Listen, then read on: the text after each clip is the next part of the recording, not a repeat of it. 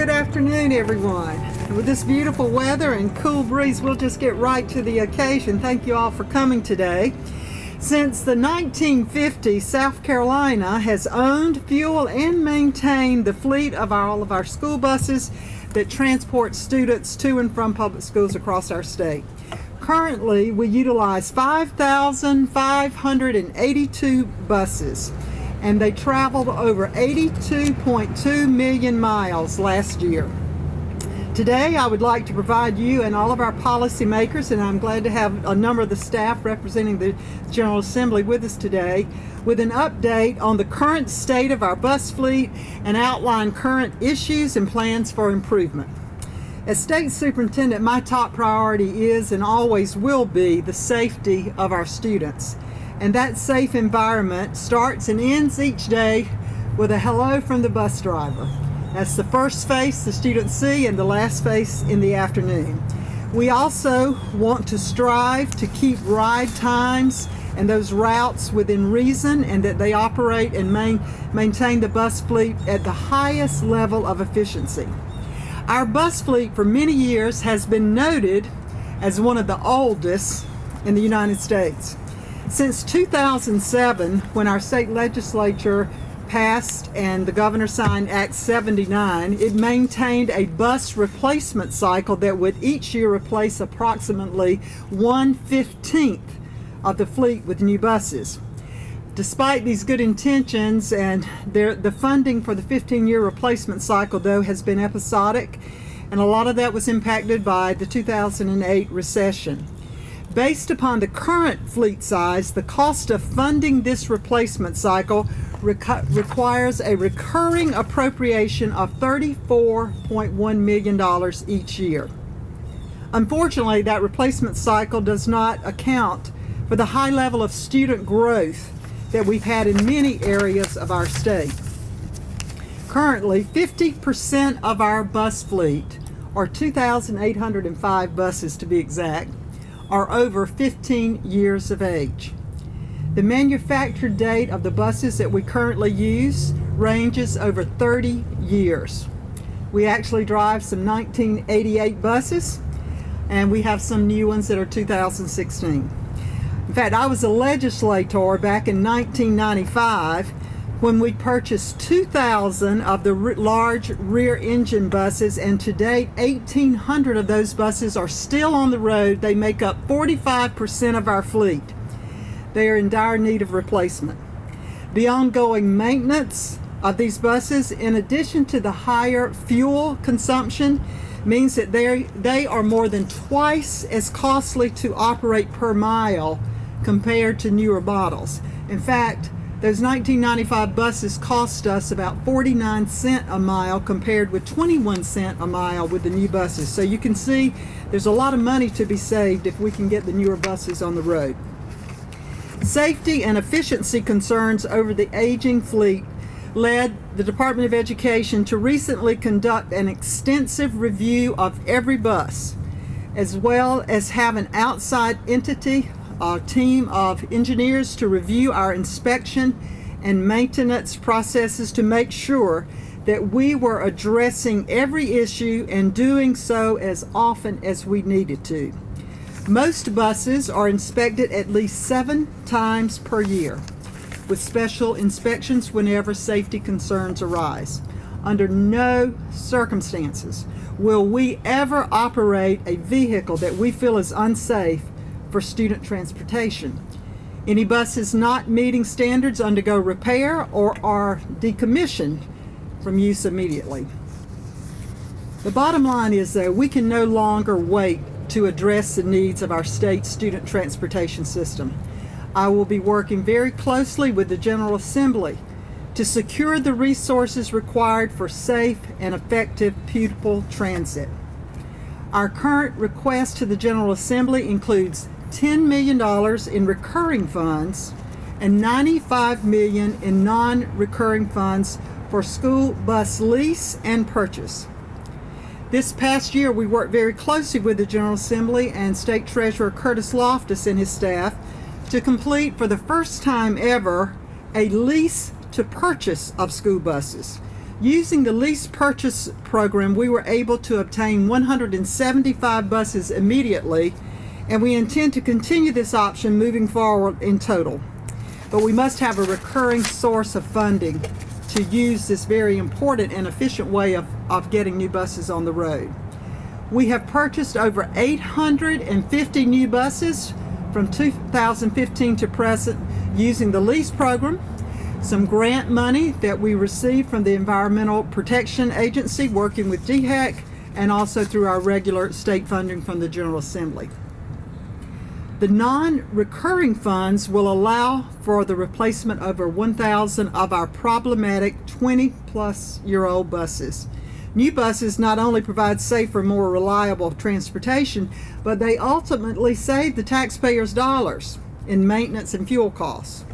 So in addition to funding for bus purchases, I'm also advocating this year for an increase in state salary funding allocated to school districts for bus drivers.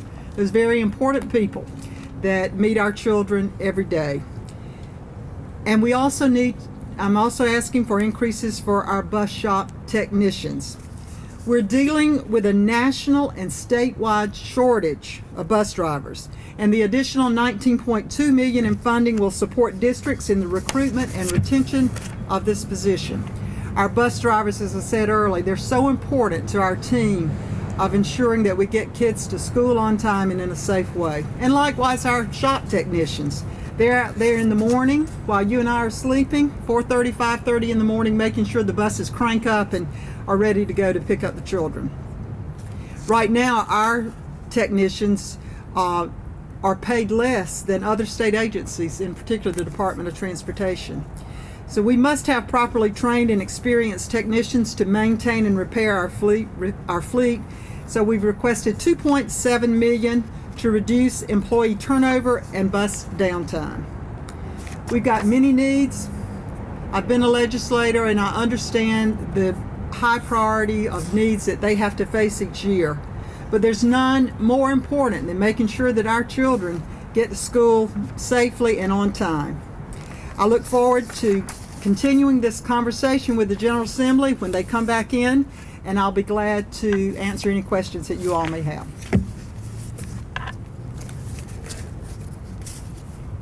One of the bills in the legislature that was pre-filed would set up Wi-Fi on all school buses. I'm sure you're familiar with. How feasible is that, and how much more would it cost, or would it cost that much more if we're getting new buses anyway to include that? The Wi-Fi issue is an excellent one. I think the buses that we are ordering right now do have some GPS facilities. I'm looking at Tim Camp. Tim, do you know the number right off bat of how much it would cost to have the Wi-Fi on all buses? An additional Wi-Fi where the students could do their work. That bus has Wi-Fi on. The one behind me has Wi-Fi, and by the way, this bus costs about $80,000. We got a very good price. Those are all through the state procurement system, and the companies bid, and we were very pleased with the prices that we got on the buses. Not only Wi-Fi, but the buses now, all the buses that we're ordering will be air conditioned, and that's something that we needed to provide our students with. I see our bus driver, a friend over here, clapping on that one. So good thing. What about seatbelts? Seatbelts, another big issue. The National Transportation Safety Board has never really recommended that we have to have seatbelts on buses. I know it's hard for folks to understand, but when you ride on the bus, you'll see with the high backs, children are very safe. In fact, in almost 40 years, we've only had 2 children that were killed inside of a bus. One of those was actually in a seatbelt. So I believe, and I think the statistics hold up, that the inside of a school bus is the very safest place that you can be, and certainly the safest way for a student to arrive at school. The new buses that we are purchasing are equipped to be fitted with with seat belts if that does become a specification that is required. The older buses are not. It would be very, very costly to retrofit them, but all the new buses that we're buying, if the legislature does indeed change that requirement, we could go back in and add the seat belts fairly easily. It does cut down the the amount of students who can ride on the bus. We put 3 students on a seat now. That would only allow 2 children per seat. So there are some other issues that we have to take in place. But again, I think the knowing that we've driven over 82 million miles and transport about 350,000 students every day with no incidents, school buses are a very, very safe way for parents to send their children to school. I have a quick question, and I am relatively new here. My name is Angela from ABC and now this is obviously what a recurring issue here in South Carolina, these old buses. You're asking for a lot of money. Why do you think now would be the time that this funding would come through? I mean, do you think there's a trigger? How are you going to put pressure on lawmakers? Well, it's a great question. I wish that it had not come to this large amount, and I think the legislature has had so many needs and prioritized, and really school buses kind of fell to the bottom of the list. If there was money available, we would get that. But after having done this study and seeing I see now how expensive it is to drive these older buses, we can actually pay for them by just going ahead and buying them. We'll save the amount that it costs in maintenance. And for safety reasons, and just the trend of some of the older buses really starting to have additional problems and additional inspections being needed, I decided that it was my job to really bring this to the legislature and take it from being 10th or 15th on the list to putting it up at in the number 1, 2 category as a top priority. I've already met with the legislators, key leaders about this. They see the need, and they have told me that they're going to do everything possible to make this happen this year. What about you? What are you going to do? Are you going to have some sort of... What am I doing? Well, we're doing this.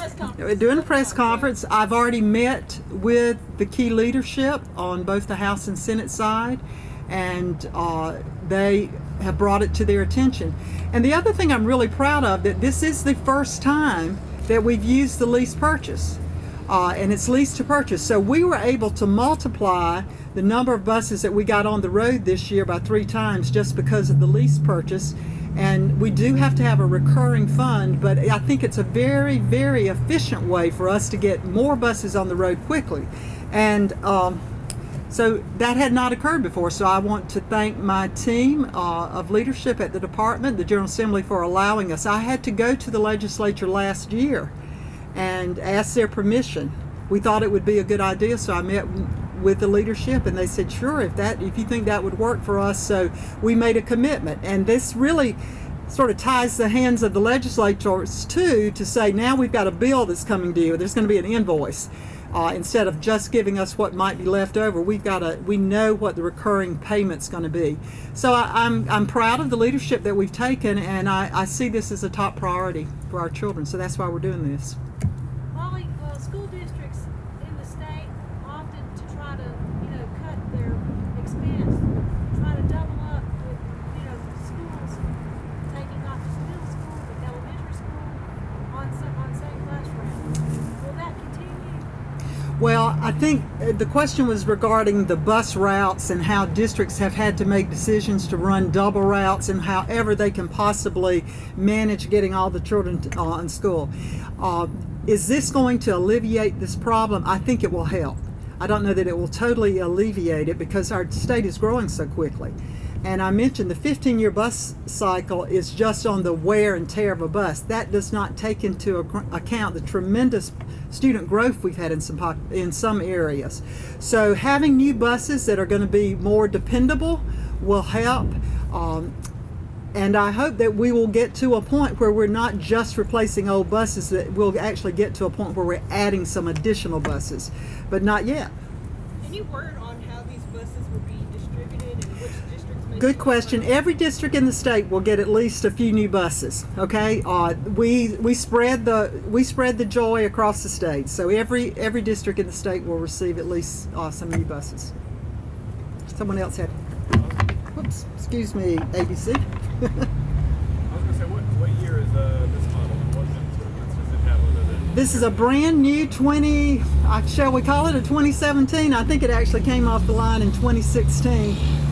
New, efficient. I would say some of the best things are the fuel efficiency how much better mileage we get. We have Wi-Fi, we have air conditioning, other safety features. Mr. Camp, why don't you come stand up here with me? Are there other features I should mention?